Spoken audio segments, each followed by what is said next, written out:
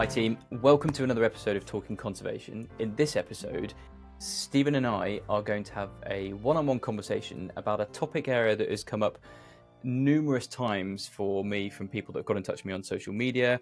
Stephen's had this in his time as a building surveyor, and it's to do specifically with when someone's buying a property and a lender, so a mortgage provider, has said to them, you need to provide a independent timber or damp survey because of either a retention or because of a condition of the mortgage, etc., etc. And that's what we're going to deal with here in terms of where that's come from and possibly some ways to navigate that particular case. Anything I've missed, Stephen?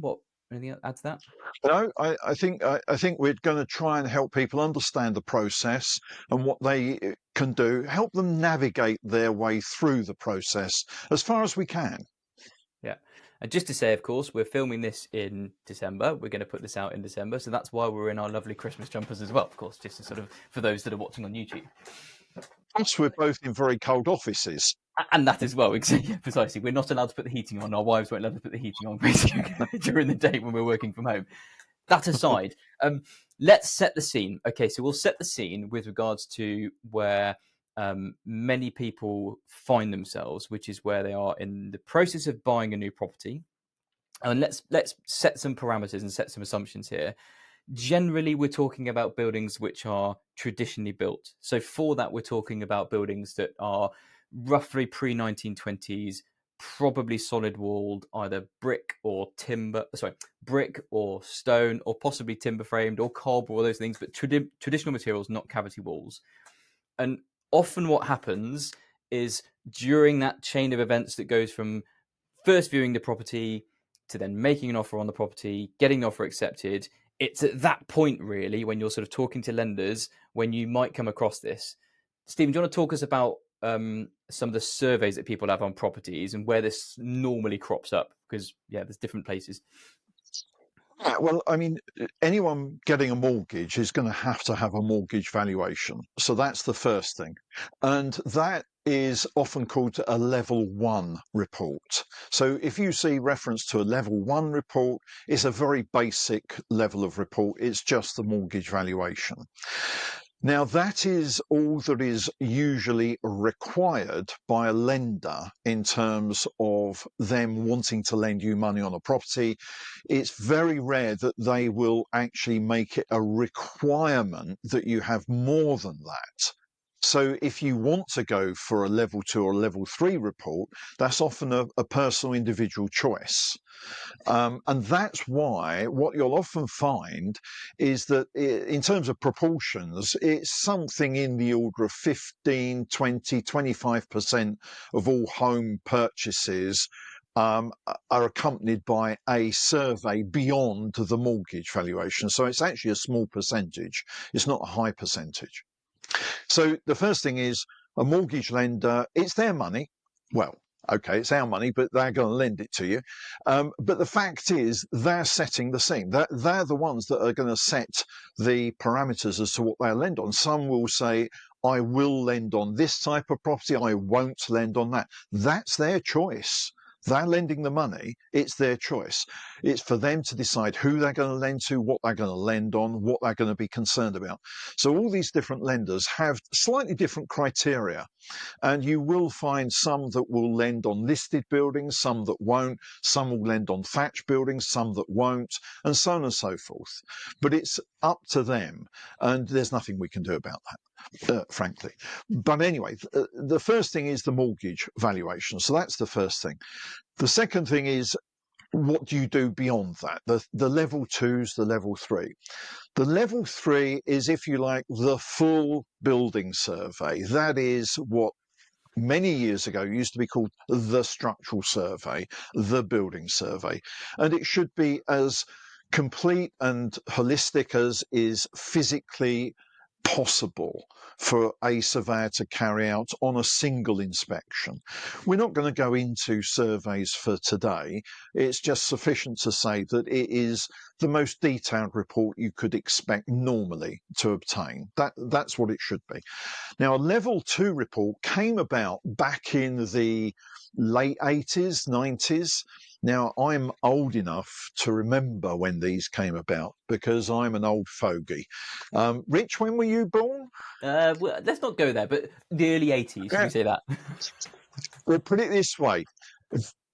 I was qualified by the time, Yeah. about the time you were born. Yeah. Sounds about right. So, I'm an old man. So basically, I remember what was happening at that time. Purchasers had a mortgage valuation, and very, very few had a building survey, structural survey, call it what you will. And yet there were quite a lot of people saying, well, I've had this mortgage valuation and it's identified a few issues. What am I going to do about it? I can't really afford that full survey. It's just too expensive. So the RICS decided to bring in something halfway. They said, let's bring in a more economical version of a report. And they called it the Home Buyers Report, the Home Buyer and Valuation Survey Report. And what it was intended to be was more of an overview, and it didn't go into the detail. And in some instances, it didn't require the surveyor to do any diagnostics. It was more, there's a crack, there's a damp patch, there's an issue here, get it looked at. So it didn't go into more detail than that. And that was deliberately brought in as an economic package in the 80s. And that carried through to the 90s. And then we come into the early 2000s when you have the idea of this home condition survey, which didn't come off in the end. It was abandoned. But that did bring about the whole idea of these levels. And so the RICS decided to call the building survey level 3, and what was the home buyers report, that became level 2, and the mortgage valuation was level 1. So that's effectively what we've got. And the idea of a level 2 is that it should be a less comprehensive report. It should still be a fairly comprehensive inspection, but it's less comprehensive report, and it doesn't require the surveyor to go into as much diagnosis as maybe a level 3 would. Although the difference between level 2 and level 3 seems to be narrowing every time there are new standards brought out by the RICS. But anyway, there is a slight difference in the two. So that, I hope, explains the different levels. Perhaps not in a nutshell, but hopefully that's explained it sufficiently. It has, but I think the thing worth really pointing out here is the why behind the level 1, and it's as in really hammering home. This is the bank, this is the mortgage lender's assurance that the building isn't going to fall down tomorrow. So it's really the minimum standard in terms of they want someone professionally qualified to go out and say, this building that the estate agent said is worth that, and that you're prepared to pay for that, having agreed a price, is about right in terms of things. Because you could well say, I want to pay £500,000 for this building, and actually the valuer goes out and says it's only worth 200,000. Then the mortgage lender wouldn't lend. So it's that a second line assurance, if you like, about what they're lending on. Is that a fair assumption? Well, I think yes and no. And Okay. the reason I say no is because there's a slight misunderstanding about the different types of valuation. Okay.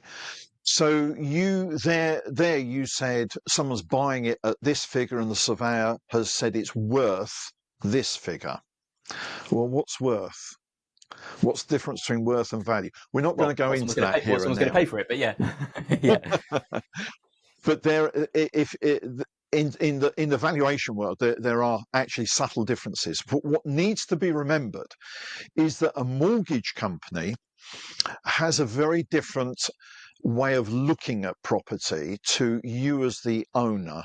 Or the person hoping to buy this property. You go in with your rose-tinted specs and you love this building, and it's down the road from your great aunt who's, your beloved great aunt or your nan. So It's you full of really want to live in potential. that road.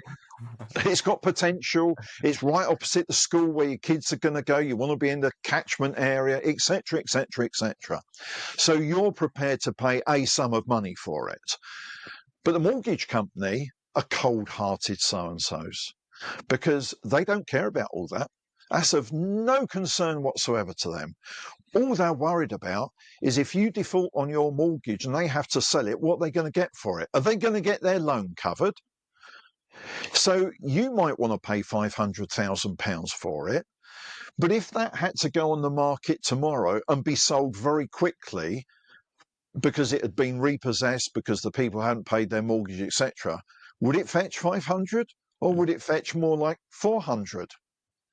So what's its value? Well, it depends who you're talking to.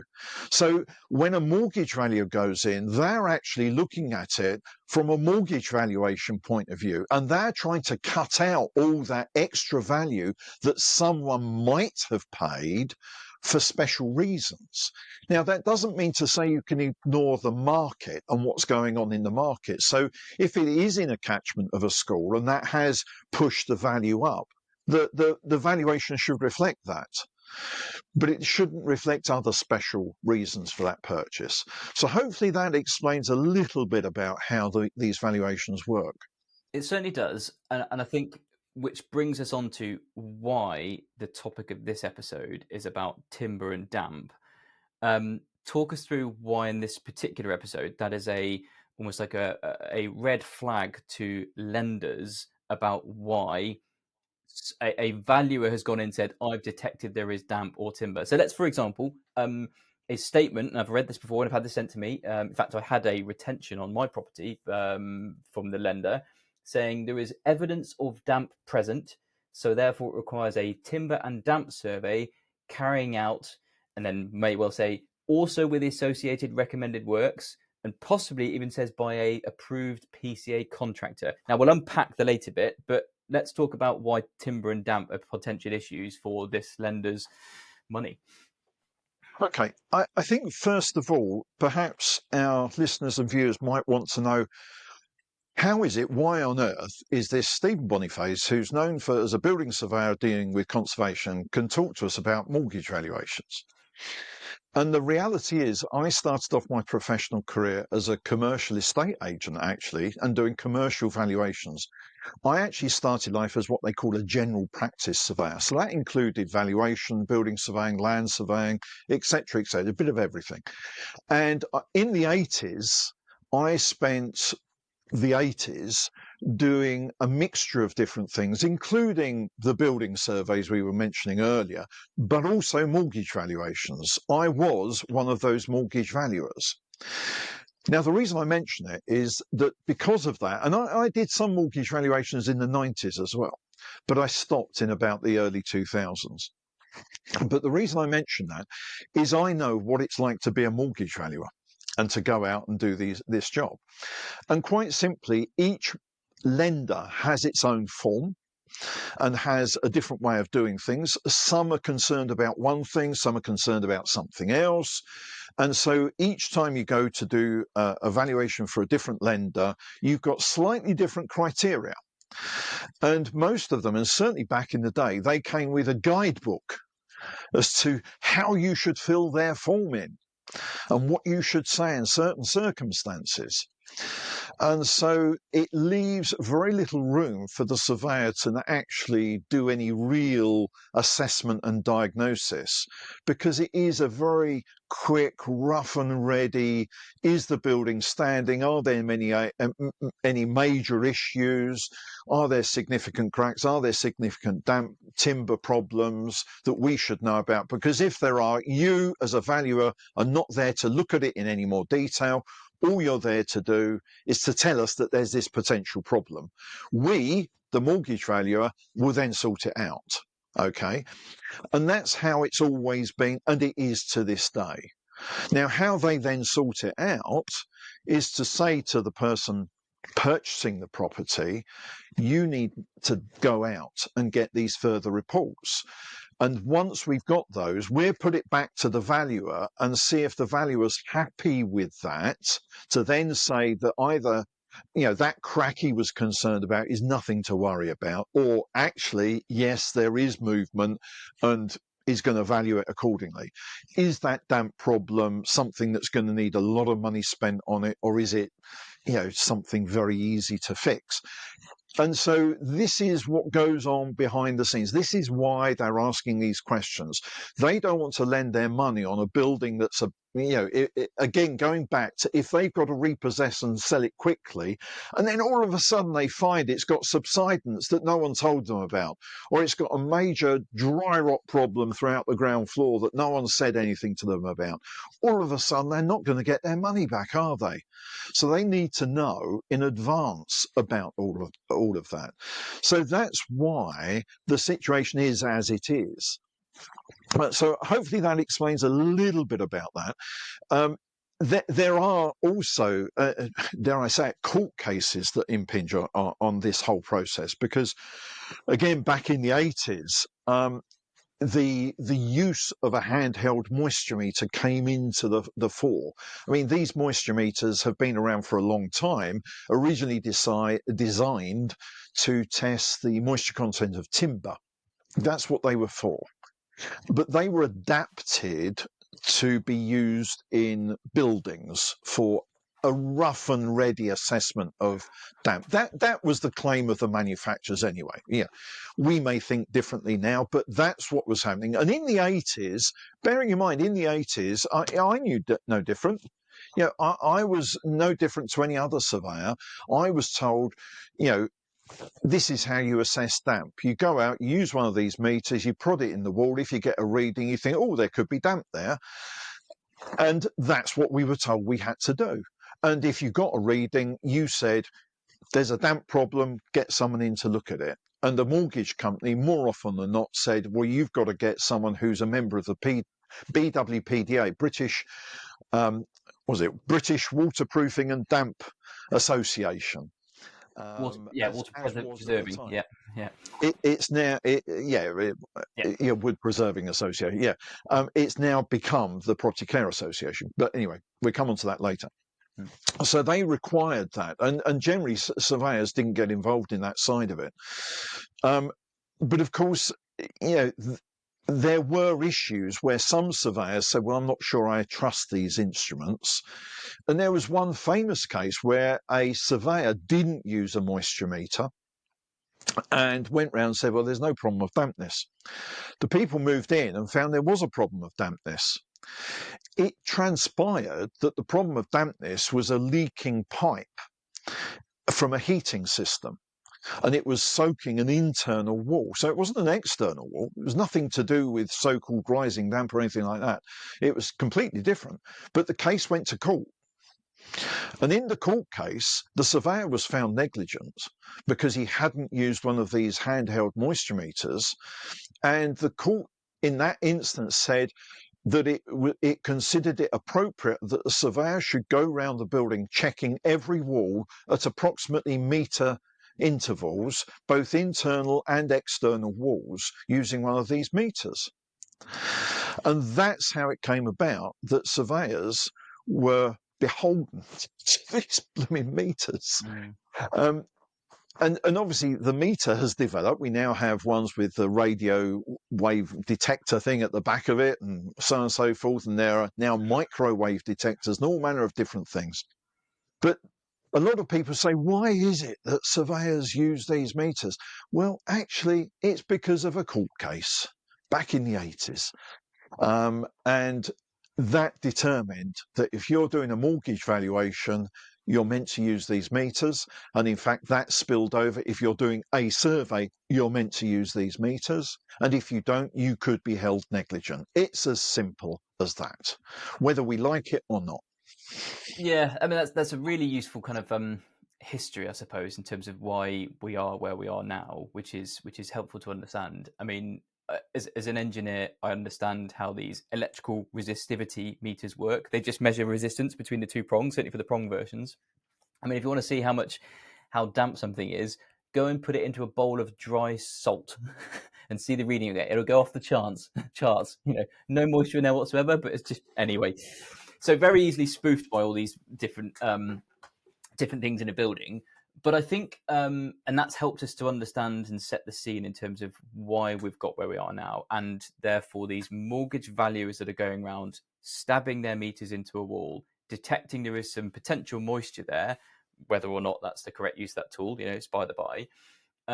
We then find ourselves in a position that they've reported on that to the lender, and the lender then will say, this needs further investigation before we do X, Y, and Z. Either further investigation and or further works. As an example, I just found it. So this was what was written onto my lending. It was to obtain a full dampness and timber specialist's report from a PCA registered contractor and enact all recommendations. So, Stephen, let's unpack that then in terms of when we're talking about that recommendation from the mortgage valuer. First of all, do we need an additional survey? I guess that's the first question. And then we'll come on to what size, shape, form of surveyor do I need? So let's do the first bit first. So does that need an additional survey, do you reckon? Well, I think the first, you put it this way, you're not going to get your mortgage unless you do. So, whether you like it or not, the answer to your basic question is yes. You're going to need an additional survey. The question is, what sort of survey? I mean, some people might say, well, I've actually had a building survey undertaken anyway.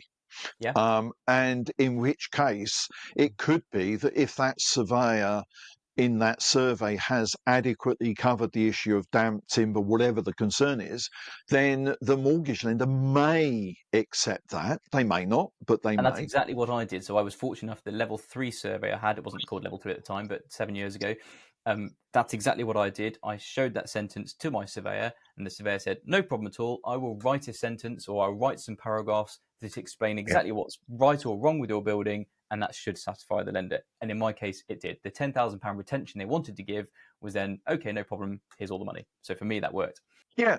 And I've been in a situation where I've been asked to do specific defect analysis on dampness for a mortgage situation, where someone's got this requirement from a mortgage.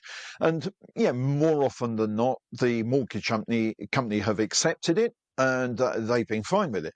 But I have had occasions where they've said, no, he's not PCA he's not a PCA man, he hasn't got the required, letters after his name, so therefore we're not accepting his report.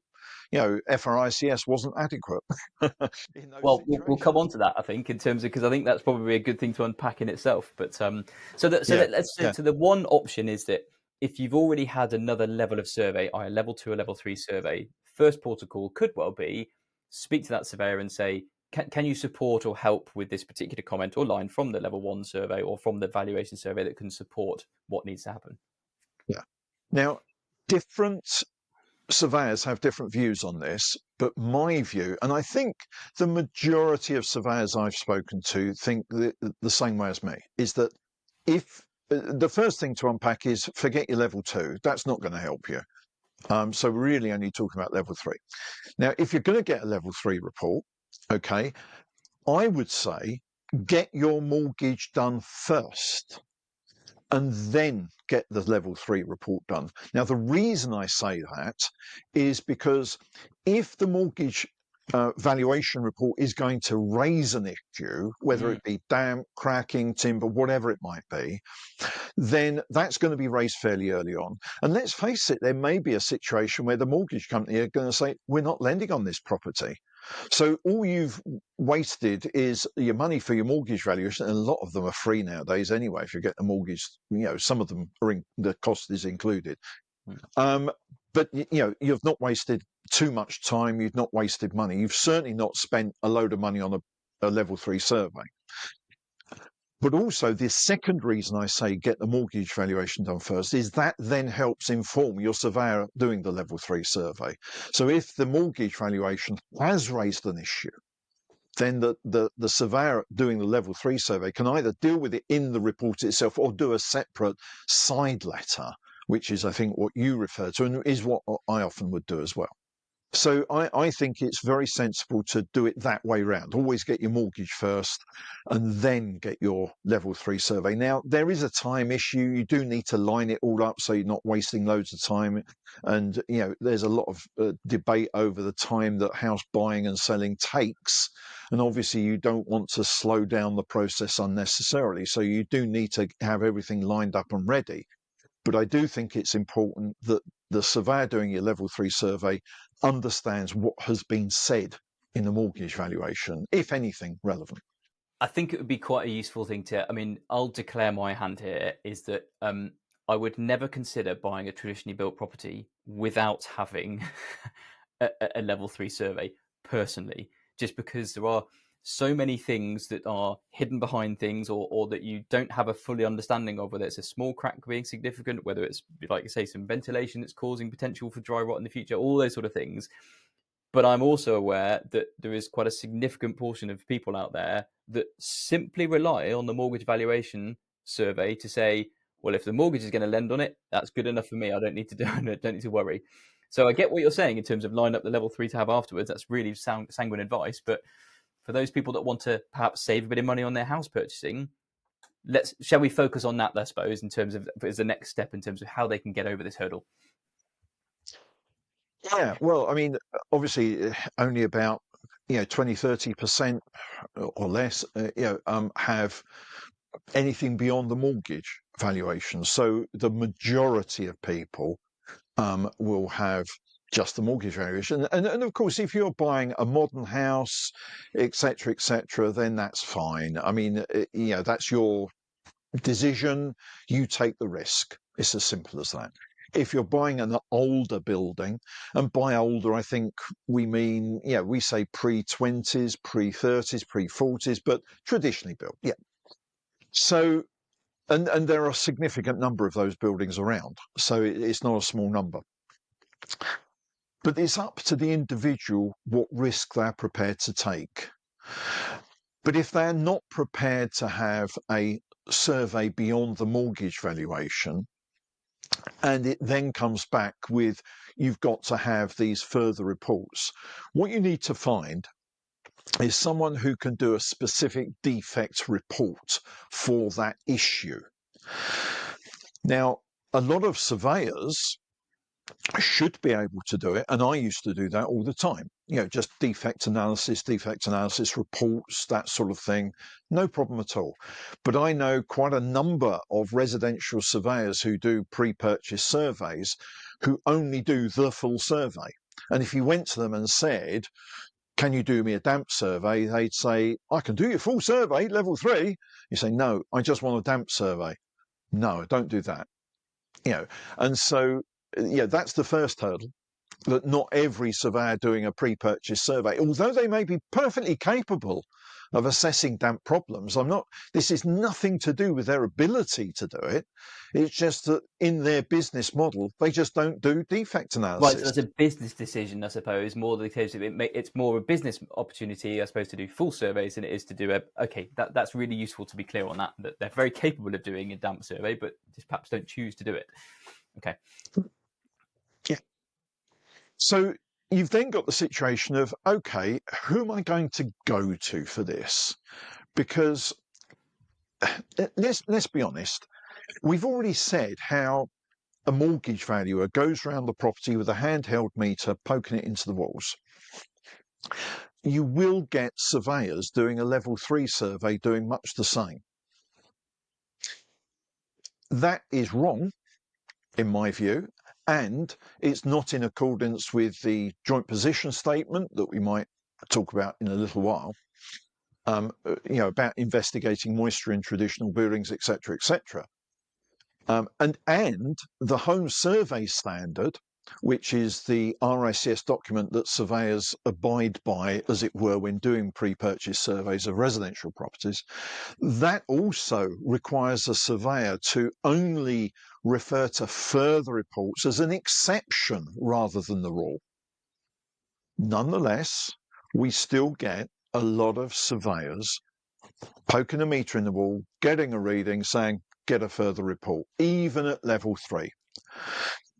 Now, if you've had that level 3 report and that's what they've done, they have not complied with the home conditions, the home survey standard, and they've not complied with the joint position statement.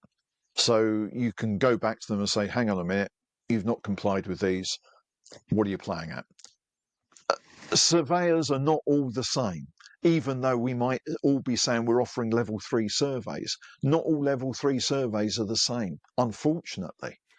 So hopefully that has explained a little bit about that side of things. It has, and And I want to just sort of pick up on that bit about not all surveyors are the same, because I think I've used this analogy before in terms of on the medical side of things. People assume with a doctor in front of their name that they can do open heart surgery when they're a general practitioner, a GP. And arguably, it's a similar sort of situation with a building surveyor, that you all have your specialisms, and those specialisms aren't necessarily qualifications or specific letters after your name from RICS or otherwise. Do you want to just unpack that a bit in terms of how do you know you're speaking to a competent, and competent meaning someone that has always done this particular type of building, versus someone that's just been sent from their corporate to go and do that one because that's the one that came in through the letterbox this morning? Well, I start by saying there's no easy answer to this. Sadly, there is no easy answer. If I tell you that the RICS has 150,000 plus members, and something like 110, 120,000 in the UK alone, the rest spread around the world, we're talking about a lot of people, a lot of different types of surveyors. So, for example, you watch your Antiques Roadshow, and the person who's talking about antiques, they might be a chartered surveyor. You're driving along the road and you see someone in a high-vis jacket with a theodolite, working out where a new road is going to go. They might be a surveyor. Someone who's working out a contract for a big building, these tower blocks, and they're working out all the economics of it, the contract, they could be a quantity surveyor, and so on and so forth. So we have all these different types of surveyor. And so the first thing you've got to do is say, well, what sort of surveyor do I need? You need a surveyor that has done building pathology, and understands building construction and the technical side of building. Now, that usually would mean a building surveyor, but it isn't exclusively a building surveyor. It could be a residential surveyor, or, as I said earlier, a more general surveyor who happens to have a good grounding in building pathology. So how do you identify them? Well, the letters after their name is irrelevant. Unfortunately, that's not going to help you. You've actually got to look at the individual and say, what have they done? Not just what their qualifications are, but what other training have they done? What courses have they done? What other continual professional development have they done throughout their career? What is their real experience in doing this sort of work? And you've really got to, dare I say, interrogate them. You've got to interview them. You've got to talk to them. Look at their website. Nowadays, a lot of people do blogs or even podcasts, and they from that, you can see what their views might be. So if you go onto their website, they might have done some articles, they might have done some blogs, they might have done something that will give you a flavour of the people that you're dealing with. And that's where you start, really, because the actual qualification is irrelevant. I mean, I started as a general practice surveyor, but I'm now a chartered building surveyor. I know quantity surveyors that are now chartered building surveyors, and so on and so forth. Where you start isn't necessarily where you end up. What you did as your degree isn't necessarily what you become as a surveyor. Well, I mean, yeah, testament to that myself in terms of what my degree was versus what I ended up doing. But I think it's a really valid point, and also one with regards to from the Property Care Association as well, because a Property Care Association do run specific courses on damp and timber. And to become I'm just going to look this up, to become what used to be known as the CSRT, which is a Certificated Surveyor Remedial Treatments, which is now called the CSTDB, Certificated Surveyor of Timber and Dampness in Buildings. You have to pass 3 exams. Each of those exams are £300 each, and you've got to do training in order to do that. So you can be certified with these letters after your name as being certified in these timber and dampness treatments, I suppose, which is perfectly adequate for being able to identify and possibly come up with the source. And so you may have some letters after your name, both PCA and also RICS. What I'd like to go into now, if we can, Stephen, is you say look at the websites, you say interrogate them themselves. How do you know they are saying the correct thing for your building? So we're talking about traditional buildings with dampness, and we're not going to go into the causes of damp and those so forth here. But can I just take you back one step on the PCA Mhm. qualifications and things? Because we see a lot of things said on the internet about the PCA, about the RICS, some pro, some against, etc., etc. There's a lot of vitriol, unfortunately, on the internet that we want to avoid. We want to put out a positive message here. As far as the PCA are concerned, they do a lot of good training. They're scientifically, technically, they're the only body that give that sort of training. The RICS doesn't. The RICS itself doesn't provide training as such for its members. Within regions, within areas, it provides the events and CPD days, and they're very varied. We could have a CPD day where it is delivered by someone who really knows their stuff about, say, dampness. But it could also be delivered by someone who is from the firm down the road, who is the chemical treatment bod. And because they're doing free CPD because it's advertising for them, Yeah, isn't it? yeah, So, as far as the RICS is concerned, we have to do CPD, and depending on the company, the big corporates some of them have in-house, and some of it's good, some of it's middling. The independents have various things, and it can vary right across the board as to what it is. But when it comes down to specific training with regard to damp, at the moment, the PCA is the only one that's doing it. And okay, so what's the problem with that? Well, the problem historically has been that that training has not only dealt with the scientific background, the identification, why these things happen, how they flourish, what goes on, but it goes on to the remedial work as well. And it's the remedial work that sometimes we have problem with.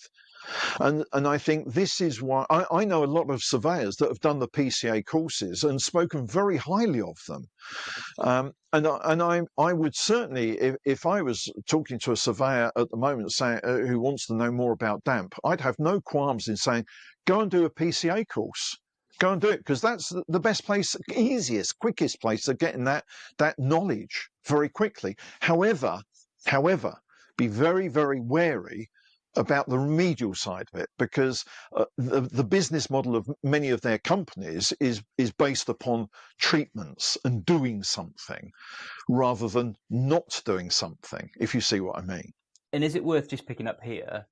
Historically, I mean, this is still happening now, but certainly back through the 80s, 90s, and into the 2000s, the free surveys and why it was a free survey or even a cheap survey. Let's just unpack that a bit in terms of why it's free, because it links to your remedial stuff you just mentioned. So what we have is a situation where back in the day there was no one else. It was in the late 80s that surveyors, I was one of them, and there were others. I mean, there was what's his name? I've got it in front of me here, just to remind me. There's a book called Mike Parrott. He was a surveyor, Ralph Birkinshaw, and some may remember that in the Sunday Telegraph there was a chap who wrote in there called Jeff Howell, and Jeff Howell was actually a surveyor. He taught at the South Bank, but he started querying the whole thing about rising damp, and he was the one that started the rising damp myth. I got to know Jeff very well. He's retired now, but he, Mike Parrott, and others, they were there in the 80s querying what was going on. And I came along in the early 90s, and I was thinking, hang on, what I've been doing for the last 10 years, I'm seeing problems keep coming back, despite what I thought would remedy this problem. So I started thinking, this isn't working. Something's not right here. So I started querying it. The SPAB at the same time said the same. They had a chap called Philip Hughes, who was a surveyor. He's down in Somerset. He was, on behalf of the SPAB, was saying the same thing. And so in the late 80s, early 90s, there's a whole group of us questioning what was going on. And that's what got me involved in the RICS, because I rather foolishly wrote them a letter saying, what are you doing about this situation? Well, why don't you come and sit on a committee and help us with it? And that's how I got involved with the RICS, or the internal workings, because I'm one of those that if I'm not sure about something, I'd rather get on the inside and try and work it out than shout from the outside and throw stones at it. I'd rather get in there and work. And I'd rather sit down and talk to people I disagree with rather than just hurl abuse at them. So that's my approach. That's my way of thinking. So back in the 90s, this was going on. This was happening, and people were questioning the whole process, why this was going on. But of course, it was still the case that most of the treatment companies their business models were predicated upon doing something. And of course, the mortgage companies were saying, you read out your own earlier on, you need to get this report and you need to do what the report tells you. And often it says, and you need to get a guarantee or warranty for that work. Well, you're not going to get a guarantee or warranty for clearing out gutters if that was the cause, are you? But you will get a warranty if they've got to stick some chemical in your wall. So it was a bit of, and it still is, a little bit of a vicious circle in this sense. And we're still trying to break that. And so over the years, I tried to break through with that in the 90s and into the 2000s. Together with the others I've already mentioned. I wasn't the only one. There are quite a few of us that were trying throughout this period. And it was like banging your head against a brick wall. But we were gradually getting there, and gradually the message was getting through. And certainly when you do mortgage valuations, because it's part of the financial services, there's something called the Red Book, and it's our guidebook for valuations. A valuer has to abide by the Red Book. Back in the day, and I'm talking about in the early 90s, there was a section in the Red Book that said when you're dealing with historic buildings, what you might do with other buildings is not the appropriate approach. Philip Hughes wrote that section, and it was there for a decade or more. It's no longer in it, but it was there for a decade or more. So throughout the 90s, there was guidance in there for listed buildings, older buildings, that said you don't need to go down that route. Unfortunately, a lot of the big corporate companies couldn't care less. A lot of surveyors didn't read the small print, didn't read that bit. And as I say, it was like bashing your head against a brick wall.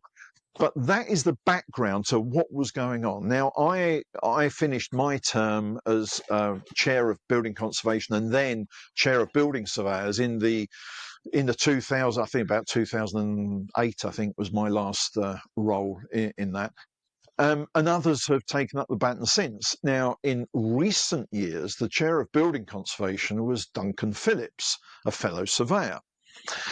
And he could see the problem. He spoke to me, and I gave him the history that we've just spoken about, and which, as he didn't come from a valuation background, he didn't fully understand the background, but he does now, and he's now very well versed in what's gone on because he headed up what is now come to be known as the Joint Position Statement, and he managed to get RICS, Historic England, and the PCA around the same table, not physically, but talking to each other.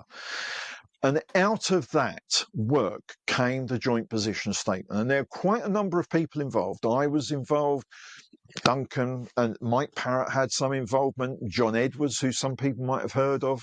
And then from PCA, Steve Hodgson was the lead there. Did a great job from the PCA point of view. And about this time, because I knew I was going to be working on this, I actually phoned Steve Hodgson. And I said to him, Stephen Boniface here, if he hadn't been sitting, he might have fallen over with shock. Stephen Boniface, phoning the PCA, but at this time I was known as the surveyor that doesn't believe in rising damp. But anyway, as I said earlier, I believe in talking to those you think you disagree with. So I went up to PCA and I spent several hours sitting with Steve over coffee. And we sat and we chatted, and we found that there was so much in common and very little disagreement. And I have a great deal of respect for Steve Hodgson because I've sat down and I've spoken to him, and I know him now. I've got to know him since. Now, I don't always agree with everything, and I don't always agree with what the PCA are doing, but he and the PCA now are doing a tremendous job in trying to change things. But as I said earlier, like the RICS, it's like trying to move a line around. It's not going to happen overnight. But the joint position statement has put a marker down. It said this is how, if you're going to assess timber and damp problems in particular, but following on from that would be timber.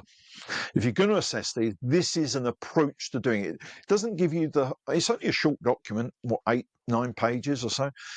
It doesn't give you the how to do it in detail. It sets out the principles of of what to do, how you should be thinking about these things. The important thing here is that it is something that has been adopted by the RICS and the PCA. As far as the RICS is concerned, if a surveyor is not following it, then number one, you can use it to say, why haven't you done this? Because you should be following it. And it puts the surveyor on the back foot. Why haven't you done this? And if they refuse to, then you can take it to the RICS and say, well, you've got this document, this surveyor's refusing to follow it, and there's no good reason for him or her refusing. What are you going to do about it? And likewise with the PCA, they've adopted it in a similar way. And in recent years, they've actually thrown out some companies, some big name companies as well. So the PCA are not afraid to act. And the other thing about the PCA, and there are good and bad, RICS, PCA, good and bad throughout. You'll find good surveyors, bad surveyors, or whatever. Within the PCA in recent years, what they have started doing, and I think this was an initiative from Steve, was to start to identify those who were independent consultants, because the one big issue we've had for decades is that there was a vested interest of the company providing the analysis of the damp with the treatment that followed. They weren't separated. The analysis was part of giving you a quote for the work. They were bound to find something to do, weren't they? Sort of attitude. That's the part of the problem there. And so what PCA have recognised is that there is a need to stop this, to break that. And so they have some years back, started to identify independent consultants and those who are not contractors. Okay. And so I would say if you're looking for someone, first of all, if you're looking at an RICS member, do your research, interrogate, interview, do what you like with them. With PCA, the starting point is looking for the independent consultants who are PCA members. And again, then interrogate. Look at their websites, see what they say on their websites. There may be some who are in the game of doing the works as well, who would still give the right advice because they now know that that's the right thing to do.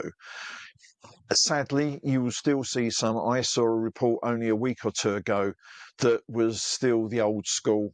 Both the surveyor and the PCA member were old school. And I said to the person who happened to be the daughter of an old friend of mine, I said, throw this at them. I said, here's the joint position statement. Throw this at them and say, why haven't they followed it? But anyway, so yeah, I hope that's explained. We've come up to the joint position statement. It's there. It's a tool. It's worth using. Use it in the right way, but talk to people. Look at their qualifications. Look at what they're doing, but don't be afraid to talk to people. That's what I'd say. Find the right person there's a feel when you speak to someone. You can feel, is this the right person for me? Well, thank you, Stephen, and that's been immensely helpful to understand some of the history behind this and some of the different perspectives of this. So for the homeowner that is finding themselves in a situation, adherence to that joint position statement, which came out in September 2022, and we'll put links into the show notes of that and exactly where you can get it from. It's a PDF document, and it's actually quite straightforward to read. And I'll quote this directly from Duncan Phillips, who was, say, the person that helped put this together. It is impossible to conclude that you would need to inject your walls with any sort of chemical treatment or tank your walls if you follow this statement. It's simply impossible. So it's very simple. If someone comes along and recommends various different tanking treatments or injection, they haven't followed the statement. Very simple, which is really useful. So I think aligned with that, one of the first things to ask your surveyor is, or who you're going to ask to come and do this damp and timber analysis, are you going to follow this particular guidance? Because if they say yes, then at least you're onto the right track of that. So that's almost something you can hang your hat on as well, saying, confirm you're going to use this. I think then you covered in terms of what to pay for that. And of course, that's a bit of how long's a piece of string type question, but you can be categorically sure that if it's a free survey, nothing's free in this world. There is an absolute reason why it's free, and it's because they're getting a kickback from the services they're recommending to fix your problem. You don't even know if you've got a problem, just like you mentioned. Could be a gutters, could be a land levels, whatever. So I think that's pretty easy. I suppose the last thing is then how to instruct, I suppose, or how, once you've clearly identified the person's going to do it on following the joint position statement, what next, and what can we expect from that report? What should it include? So if they're not PCA registered and the lender has said that it must be PCA registered, how can we navigate that? Well, I think the first thing is to speak to the lender. I mean, if it's a condition of a report, so years back, I'll keep this brief. Years back, I was asked to go and look at property in Buckinghamshire. They'd had a report, a survey that said get a timber and damp report. The report came back, said, oh, you need to inject your walls. It's going to cost you, I think it was something like 10,000 at the time. This was quite a few years ago. It was a lot of work. And they'd read various things. And they came to me and they said, Stephen, we need a report from you because we're not sure this is needed. So I went around there and I said, no, you don't need to do, you need to X, Y, Z. I told them exactly what they need to do. And then they went ahead. But what they discovered was that the cost of the work I was recommending was a fraction of the cost of the specialist so-called treatment. So you're then in a quandary, aren't you, as a purchaser? Your mortgage company has said, get this report. And one report says it's going to cost you 10 grand, and the other report says it's going to cost you 3 grand. Which one are you going to use for your negotiation? Yeah. And so there is an issue there. I'm not going to suggest what you do. It's with your conscience as how you deal with that. What should you look for a report? Number one, someone that follows in general the joint position statement, but it's got to be a report that is easy to read. It's got to set out the facts. What are the factual side? What is the real evidence of a problem? And then the interpretation of that. You know, it's all very well saying I've got a reading here, or there's a stain there, or there's high ground level there, or there's a blocked air vent there. What does that mean? What's the interpretation of that?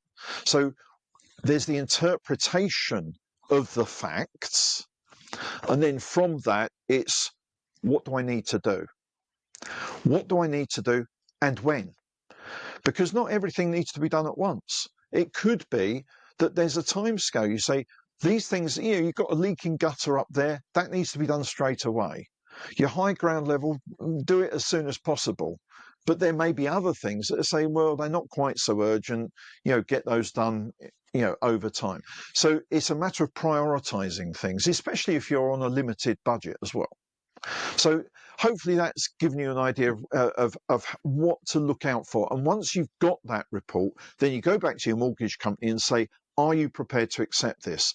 And often they will, let's face it, the clerks that deal with these applications are not specialists. They will go back to the original mortgage valuer and ask them what they think.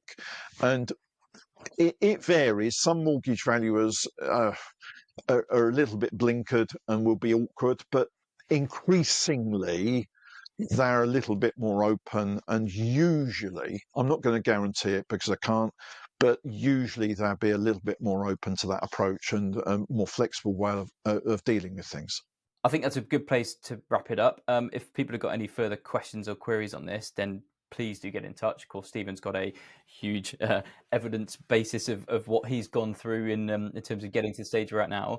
And I think one of the things to really say is actually there are people out there that can advise you on this. So one of the things that we've got, of course, up and running at the moment is expertable, so you can speak to the likes of Stephen and other professionals who have an independent ability to guide you and advise you on this for a small fee, and they can do a one-on-one consultation with doing this to really help you find the right surveyor or the right person to help with your building. Well, I think as one of the consultants on Expertable, I'd second what you said and say that it's an hour long. Well, it's about 3/4 of an hour actual consultation. But if you give the consultant as much information as you can, then the consultant can review that, ask you questions, and then when you have the actual face-to-face remote session, you can ask questions. She can ask questions and point you in the right direction. Now, remotely, we can't diagnose things. That's impossible. I can't diagnose something just sitting here, but I can guide you. I can say, have you done this? Have you looked at that? What about that? Have you looked at that? And guide you as to what to do next, and maybe even help you. And you might say, well, I found these people online, and the consultant might say, well, I wouldn't go there, but actually they might be all right. So I think it's a great platform. Use it because that can help you. Super. Thanks, folks. Look forward to the next episode. Thanks very much. Thank you. Bye-bye.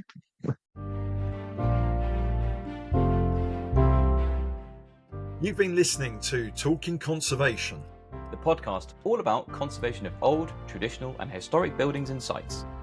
With me, Stephen Boniface. And me, Rich Aylesbury.